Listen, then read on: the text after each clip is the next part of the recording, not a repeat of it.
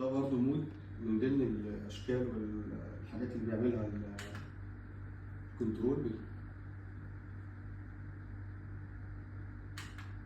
كده احنا بنبقى قربنا على الكنترول المود اللي هو بتاع الثبات.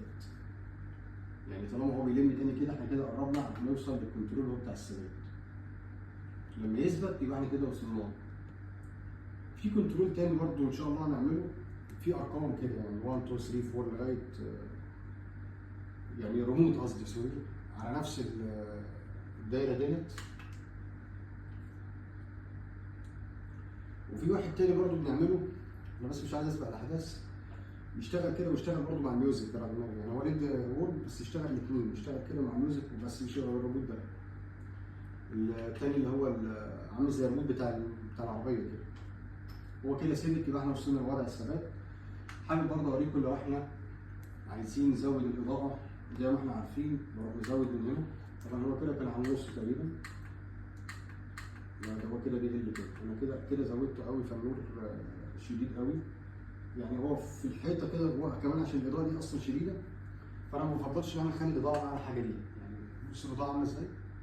الاضاءه شديده جدا، ده بجد بدون مبالغه. يعني نورها ما مكفي المكان كله يعني، فبيزعج العين قوي. فانا ما بفضلش دايما ان هي تبقى كده. تقول لي طب ليه انت مركبها قويه؟ انا مش مركبها قويه عشان اخد منها شده الاضاءه على قد ما اخد منها اللايف تايم بتاعها، وعلى قد ما اخد منها ان هي لما بقطع البكره محترمه والنحاس والمقاومه نفسها نحاس والليد نحاس ومش الاستريب بس، وهي حاجه نظيفه. فلما بقطع بيها مع الاطوال ما بتلعش معايا، ما بتفصلش معايا، مفيش نقطه تفصل باجي اقطع والكلام ده كله.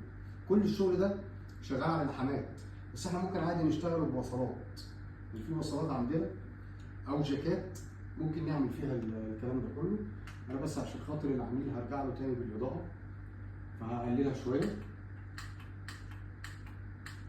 يعني نخليها مثلا على كده كويس، كده برضه عاليه شويه. تمام. برضه نفس الكلام، هرجع تاني. ده مود برضه ثبات، هما الاتنين شبه بعض كده ورا بعض. وهنا كده ده برضه بتاع وضع من ضمن اوضاع الثبات. اي استفسار، اي حاجه محتاجينها، انتوا عارفين ما بتاخرش عنكم في اي حاجه. تقبلوا تحياتي، وائل المصري.